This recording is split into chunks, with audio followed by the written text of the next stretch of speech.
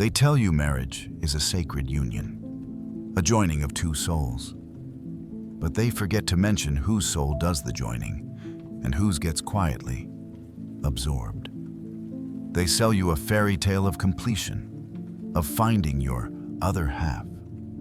And in your desperate hunger for wholeness, you fail to notice you are being neatly halved yourself. It's the most elegant trap ever devised, you see. Not a crude iron thing with snapping jaws, but a soft, velvet-lined box. It smells of her perfume, of shared meals, of clean laundry, and the faint, sweet scent of a future that has been pre-approved for mass consumption. They don't chain you to the wall. No, that would be too honest. Instead, they give you a mortgage. They give you a joint bank account. They give you a beautiful, smiling photograph on your desk at a job you now cannot leave. They give you obligations disguised as noble responsibilities, and you wear them like a king's robes, never realizing they are a straitjacket woven from golden thread. This isn't the old world's crude ownership. This is a far more sophisticated form of soul taming. The philosopher Herbert Marcuse, a man who saw the smiling face of tyranny in the comforts of the modern world, called it repressive desublimation, a chillingly academic term for a brutally simple process. You are allowed a little bit of freedom, you see, just enough to make you think you are free. You can choose the color of the car that will sit in traffic for 2 hours a day. You can have your little rebellions on the weekend, a boys' night out, a passion project in the garage that never quite gets finished. But your core, your wildness, the untamable energy that once made you stare at the horizon and wonder, what if? That is gently, surgically, lovingly redirected. It's channeled away from genuine rebellion and into productive outlets. Your primal urge to build a kingdom becomes the urge to build an extension on the house. Your instinct to explore uncharted territories becomes planning a 2-week, all-inclusive trip to a resort where your only discovery is that you dislike margaritas. Your desire, your fire, your eros is not extinguished. Oh no, that would be a waste. It's simply domesticated. It's made safe. It becomes a pilot light, keeping the boiler of the household running instead of the forest fire it was meant to be. There's an old, forgotten story they used to tell in the fog-drenched villages of the north. A folk tale about a creature they called the hearthwife. She wasn't a monster of fang and claw.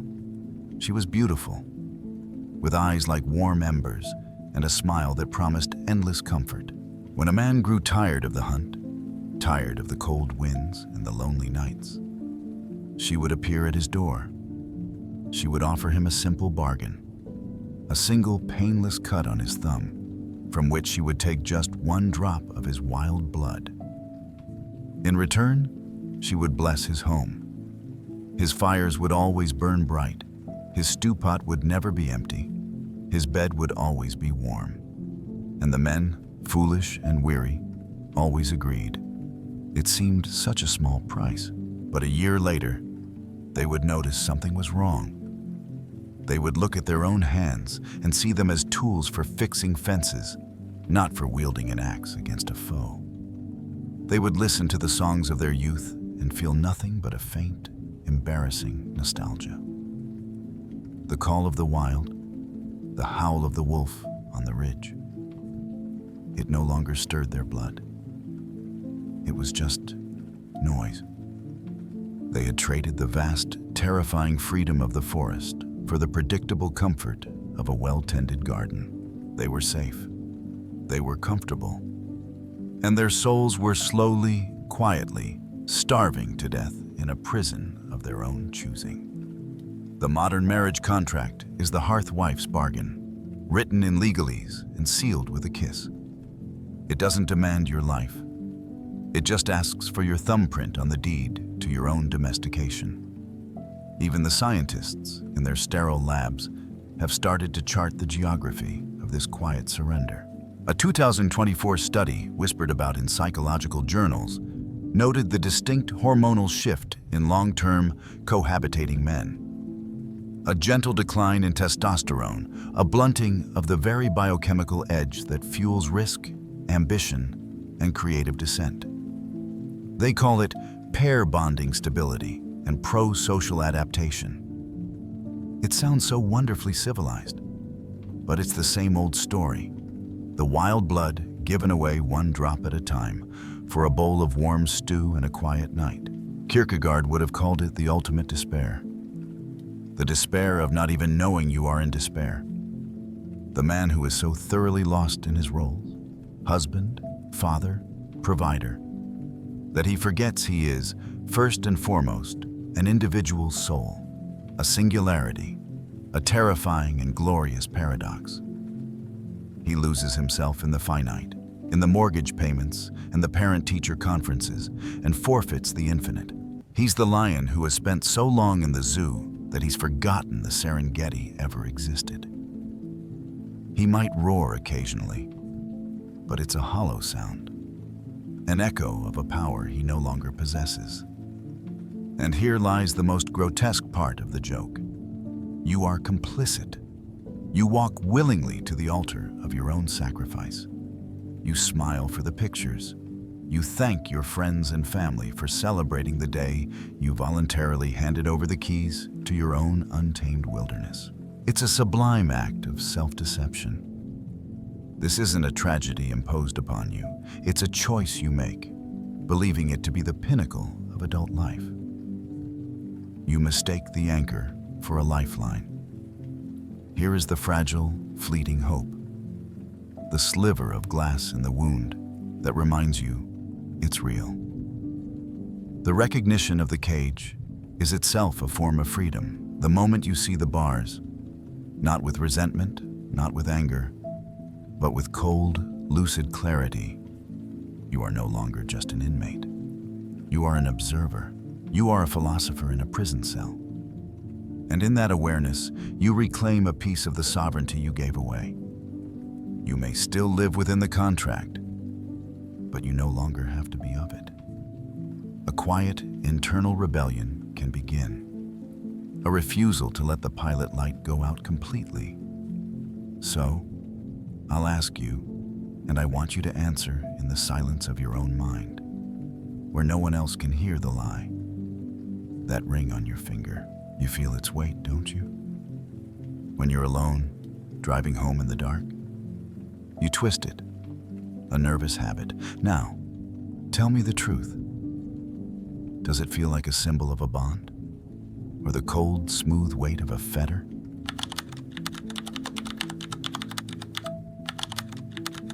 The myth of the Savior is a man's heaviest burden, and his tombstone is carved in the shape of a shield. A statue in a forgotten square, rain-streaked face, a vacant stare. His bronze sword, a hero's might, now a perch for birds in flight. They built him up to touch the sky and left him there alone to die. There is a plague far more insidious than the quiet servitude of the marriage contract. It is the sickness of the hero, the conditioning hammered into you from the moment you could first clench your fist that your purpose is to be a shield, a rock, a solver of problems, a silent, uncomplaining bastion against the chaos of the world. You are taught to be the calm voice in the storm, the steady hand on the rudder, the one who absorbs the fear of others and radiates a placid, unshakable strength. What a magnificent, lonely, and utterly inhuman role to play. And you play it well, don't you? You learn to swallow your own panic so you can soothe hers. You learn to mortgage your own dreams to finance her security. You learn to carry the weight of the world on your shoulders. And more than that, you learn to pretend you don't feel the weight. The first rule of being a hero is that the hero can never admit he is bleeding. This performance creates a chasm, a dead space, between the man you are and the role you perform. Inside, you are a churning vortex of doubt, fear, and exhaustion. But outside, the serene mask of competence, the reassuring smile, the "I'll handle it." You become an actor on a stage, and the applause you receive is not for you. It is for the character. They love the hero. They admire the rock. But the man? The trembling, uncertain man beneath the armor? They must never, ever meet him. Because the moment the mask cracks, the moment you confess, "I'm scared," or "I don't know what to do," the play is over. The audience will not rush to comfort you. They will boo you off the stage for failing to deliver the performance they paid for with their dependency. There is an old Jewish legend, a whisper from the ghettos of Prague, about the golem, a creature of immense power, sculpted from river clay by a rabbi to protect his people from persecution. The golem was a perfect hero. It was tireless, fearless, and devastatingly effective. It smashed the village's enemies and stood guard through the long, cold nights. The people were safe. But the story doesn't end there. When the danger passed, the golem remained. It could not stop being a protector. It could not learn to be a person. It would stand in the market square, a towering, silent monument of clay, while children played and merchants laughed. It could not taste the bread, feel the warmth of the sun, or understand a lover's touch. Its strength had become its prison. Its purpose, once fulfilled, was now its curse. It was a savior with nothing left to save. Slowly, tragically, dissolving in the rain, forgotten by the very people it was created to protect. Every man who embraces the hero archetype becomes the golem. He builds a world so safe, so comfortable, so provided for, that his own heroic strength becomes obsolete. He solves all the problems until his only remaining purpose is to maintain the suffocating, problem-free peace he has created. Nietzsche's last man blinks in the sunlight, seeking only warmth and comfort, devoid of striving. The terrible irony is that the hero, in his quest to vanquish chaos for others, often becomes the architect of his own bland, last-man reality, sacrificing his own wild becoming for the sake of the herd's security. The cost of this performance is catastrophic. The modern world has given it a clean, clinical name: normative male alexithymia, a fancy phrase for a simple, brutal truth. You have been trained so thoroughly to suppress your own emotional world that you are no longer able to even identify it, let alone articulate it.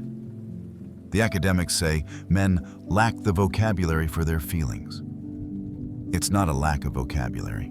It's a lifetime of training that has taught you that the feeling itself, the fear, the hurt, the despair, is a fundamental betrayal of your masculine duty. You are a golem trying to describe the agony of turning back to mud. There are no words for that. There is only the silent, lonely dissolution. And so, you suffer in silence.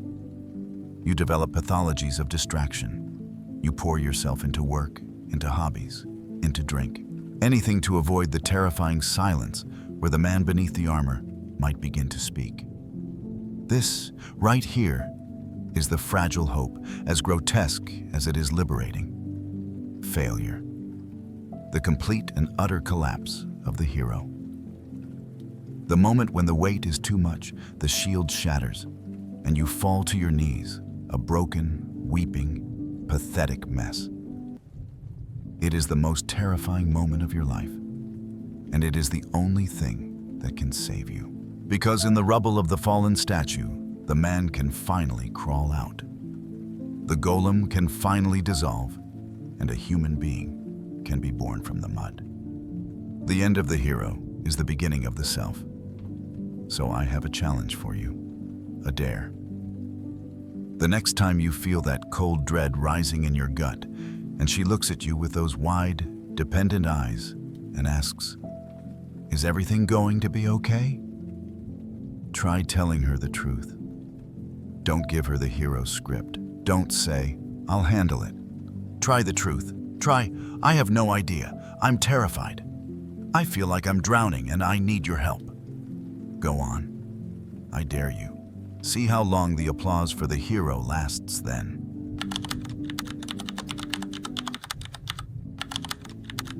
In the Cathedral of Solitude, the only God you worship is the reflection of yourself. Imagine a room made entirely of mirrors, polished, perfect, seamless. The moment you step inside, it's intoxicating. 1,000 versions of you, an army of you, stand ready to affirm your every thought, mimic your every gesture. Your quietest whisper becomes a chorus. Your smallest certainty becomes an undeniable, universal truth. There is no dissent in the mirror room, no argument, no challenging gaze. There is only you, multiplied to infinity. A perfect, closed loop of self-validation. At first it feels like liberation, but stay too long and a strange thing happens. You begin to forget which one is the source. The reflections become your companions, your confidants, your lovers. You fall in love with the echo of your own voice, for it is the only voice that never tells you something you don't want to hear. This is the great seductive trap of solitude. After the slow suffocation of the contract, after the crushing weight of the hero's corpse, the flight into solitude feels like salvation. And for a time, it is. You finally have space to breathe, to think, to dismantle the false selves you have been forced to inhabit. But a man can become addicted to this silence, this perfect, frictionless environment. He builds a fortress around his mind, not to keep the world out, but to keep his own ideas safely inside, unpolluted by the messy, contradictory, and often infuriating reality of other people. His apartment becomes a temple to his own ego. The books on his shelves all confirm what he already believes. The videos he watches are an algorithmically curated sermon, preaching to a choir of one. He mistakes this curated echo chamber for wisdom. He thinks he has found the truth, not realizing he has simply created a world so small that it can only contain one. He is Dostoevsky's underground man, seething with brilliant, corrosive insights in his filthy basement, so lost in the labyrinth of his own mind that he is paralyzed, incapable of a single, simple, genuine human action. He despises the world for its vulgarity, but it's a sour grape's contempt. He secretly fears that his own meticulously constructed world of ideas would shatter upon contact with a single, real, unpredictable person. This is the perversion of Kierkegaard's aesthetic stage. The man becomes a connoisseur, not of art or beauty, but of his own thoughts. He savors the perfect logic of his arguments, the righteous sting of his cynicism. It's a life of intellectual masturbation. And like any solitary pleasure pursued to excess, it eventually leaves you feeling hollow, disconnected, and strangely ashamed. He avoids the ethical leap, the one that demands he engage with others as equals. And he scoffs at the leap of faith, for it requires an embrace of uncertainty, the one thing his mirrored room cannot tolerate. The ancient Greeks knew this danger. They gave it a name, Narcissus. But we have sanitized the myth. We think of it as mere vanity. It's so much more terrifying than that. Narcissus doesn't die because he loves himself. He dies because he becomes addicted to a perfect, non-responsive reflection. He starves to death by the pool because no real food, no real person, no real experience can compete with the flawless, silent affirmation of his own image. His pool is the first curated social media feed, the first echo chamber. He is the patron saint of the man who has fallen in love with his own lonely, unchallengeable rightness. Even our cold, hard science is beginning to describe the contours of this prison. A 2025 study at a European Neurological Institute showed how chronic social isolation literally prunes the neural pathways associated with empathy and cognitive flexibility. Your brain, in its terrifying efficiency, begins to dismantle the very hardware required to understand another point of view. The longer you spend in the hall of mirrors, the less capable you become of ever finding the door. The echo isn't just a psychological phenomenon. it rewrites you on a biological level. The fragile hope here is almost a cruelty. It is the embrace of pollution, the deliberate act of inviting dissent into your sacred space. It is the understanding that true strength is not the ability to build an unbreachable fortress around your beliefs, but the courage to let them be tested, challenged, and perhaps even broken.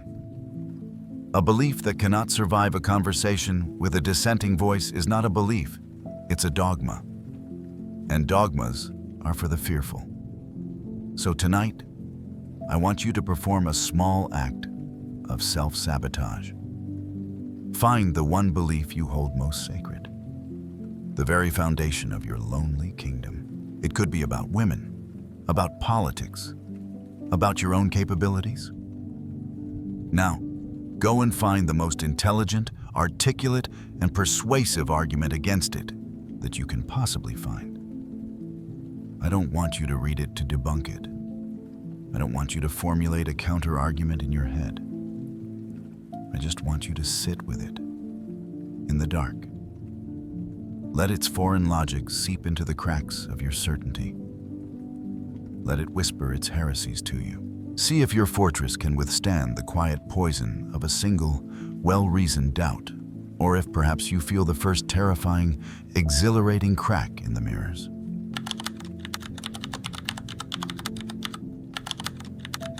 A man who says he is free of women often spends all his time talking about his freedom from women. I know a man who claims to have found enlightenment. He says he has transcended desire, that he is free from the matrix of female validation. He calls himself a ghost, beyond the reach of mortal games. It's fascinating to watch him. He spends 8 hours a day in online forums, writing 1,000-word essays on how little he cares. He consumes hours of content that meticulously details the very thing he claims to have renounced. He is like a man who has triumphantly escaped a haunted house, only to spend the rest of his life standing on the front lawn, shouting at passers-by about the ghosts he no longer believes in. This is the most subtle trap of all. The paradox that snares the man who has successfully navigated the previous perils. He escapes the contract, sheds the hero's corpse, and avoids the mirrored room of the echo chamber, only to fall into the abyss of reactive identity. He has slain the dragon, but now his entire sense of self is built around being the man who slew the dragon. His freedom is not a positive state of being. It is a constant, exhausting negation of something else. He defines himself not by what he is, but by what he is not. He is not a simp. He is not a beta. He is not plugged in. His entire vocabulary is one of opposition. He hasn't found a new country to live in. He has simply become a permanent, bitter exile from an old one. And an exile's mind is never far from the homeland he professes to hate. The ghost is not free from the house. He is bound to it, cursed to haunt the place that killed him. The man who is obsessively anti-something is still chained to that thing, just as tightly as the man who is obsessively pro-something. The chains are just made of hate instead of love, which, as it turns out, is a much heavier and colder metal. Nietzsche had a word for this spiritual sickness: ressentiment. The state of the reactive man, whose morality is forged in the fires of impotence and hatred. He cannot create his own values, so he creates anti-values. He defines good as the opposite of what his perceived enemy calls good. He doesn't climb his own mountain, he just stands at the bottom of his enemy's mountain, throwing stones. It is the philosophy of the slave, who can only conceive of freedom as the absence of his master. He doesn't know what to do with his hands once the chains are off. So he clenches them into fists, ready to fight a battle that is already over. This is a haunting of the psyche. The desire that he has so brutally suppressed, the need for warmth, for touch, for a feminine counterpart, does not vanish. As any good psychoanalyst would tell you, it is pushed down into the shadow. And from the darkness of the unconscious, it projects itself outward. He sees the flaws he fears in himself everywhere. He sees manipulation, hypergamy, and deceit in every female interaction, because his own repressed anima, his own internal feminine, has become a wounded, vengeful demon. He is fighting a projection of his own disowned soul. The feeling is one of a phantom limb. The space in his life where a woman used to be, or where he imagined she should be, now aches. It's a cold spot in the bed, an extra plate in the cupboard that he never uses. It's a silence that isn't peaceful, but loud and throbbing with absence. And this ache, this hunger of the ghost, drives his obsession. Neuroscientists are beginning to map this strange purgatory. They found that the brain circuits that fire during intense craving are terrifyingly similar to the ones that fire during obsessive avoidance. The object of attention is different. One chases, one flees. But the underlying neural mechanism, the obsessive, compulsive loop, is identical. The addiction has simply changed its name. There is no easy hope here. There is only the call for a brutal, unflinching self-inventory. A recognition that the opposite of love is not hate, but indifference, and he is anything but indifferent. The only way out is to let the ghost starve, to stop feeding it with rage, with content, with debate, to turn away from the lawn of the haunted house and simply walk away, to build a new house on new ground that has nothing to do with the old one, to create a value system based on what he loves, what he wants to build, what brings him a quiet, internal sense of purpose, a purpose that makes no reference at all to what he has escaped. So, a quiet question, not for me, for you. When you have a spare moment, look at your browser history. Look at the videos in your feed, the forums you read, the conversations you are drawn to. Count the hours you spend thinking about, analyzing, and deconstructing the thing you claim to be free of. Now, be honest. In that silent, lonely courtroom of your own soul, be honest. Is this the digital library of a free man? Or is it the meticulous, obsessive, and infinitely sad diary of a haunted one?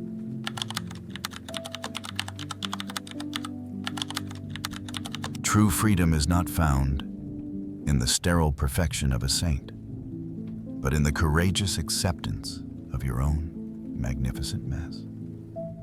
I'm going to tell you a secret the Stoics and the saints and the self-help gurus never wanted you to know. Perfection is a sterile, boring, and lifeless hell. The gods, if they exist, do not envy our purity. They do not admire our flawless facades. They envy our scars. They envy our ability to break and to heal. They envy our capacity for regret, for it is the price of experience. The ultimate goal is not to become a polished, unbreakable marble statue. The goal is to become a human being. This is the final truth, the one that lies waiting after all the other battles have been fought. You have seen the velvet-lined prison of the contract. You have shed the crushing weight of the hero's corpse. You have navigated the hall of mirrors and starved the hungry ghost of your resentment. And what are you left with? Not a perfect, enlightened being floating 2 inches off the ground. You are left with yourself, a contradictory, wounded, beautiful, and grotesque creature. A man who still feels the ache of loneliness but does not let it define him. A man who knows his own capacity for strength but is no longer afraid of his own weakness.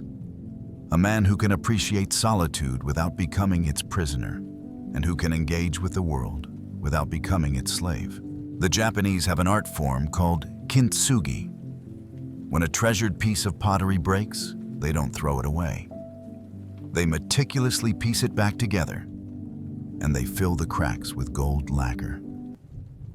the result is an object that is not just repaired, but transformed. The cracks are not hidden, they are illuminated. They become the most beautiful and celebrated part of the object's history. The breaks are a testament to its survival. This is the art of being a man. Your failures, your heartbreaks, your foolish mistakes, your moments of weakness. These are not things to be ashamed of and hidden away. They are your golden seams. They are the proof that you have lived. Think of Hephaestus, the god of the forge. Alone among the perfect, radiant Olympians, he was flawed. He was lame, ugly, cast out by his own mother for his imperfection. And yet, it was Hephaestus, the broken god in his smoky workshop, who was the great creator. It was he who forged the thunderbolts for Zeus, the shield of Achilles, the armor of the gods. His power came not in spite of his brokenness, but because of it. He understood pressure, fire, and reformation in a way the perfect gods never could. He was not a warrior or a king. He was a craftsman. He found his meaning not in a state of being, but in the messy, fiery, difficult act of creation. This is the freedom that awaits you. Not the freedom from things, from women, from responsibility, from pain, but the freedom to be.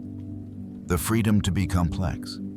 The freedom to hold contradictory truths in your hands at the same time. You can desire connection while cherishing your solitude. You can be a source of strength for others while being honest about your own fears. You can recognize the flaws in the world without letting bitterness poison your own heart. This is Nietzsche's great cry of amor fati, the love of one's fate. To look back on your entire life, the triumphs and the humiliations, the love and the loss, the wisdom and the idiocy, and to say to all of it, yes, this was necessary. I would not erase a single scar, for they have made me who I am. This is the quiet joy of Camus' Sisyphus, condemned to forever push a boulder up a hill only to watch it roll down again. A meaningless, absurd task. But Camus concludes, one must imagine Sisyphus happy. Why? Because Sisyphus has found his freedom not in escaping his fate, but in accepting it. In the conscious act of walking down the hill to retrieve the stone, in the straining of his muscles, in the full knowledge of his absurd condition, he is master of his own reality. He finds his dignity in the struggle itself. The war is over. The war was never with her or them or the world. It was with the impossible ideals inside your own head. Peace comes not from victory, but from a truce, from laying down the weapons you have been using against your own flawed human soul. So, for the last time, look in the mirror. But don't look for the prisoner, or the hero, or the ghost, or the sage. They are all just costumes. Look past them. Find the man underneath it all. See the lines of exhaustion around his eyes.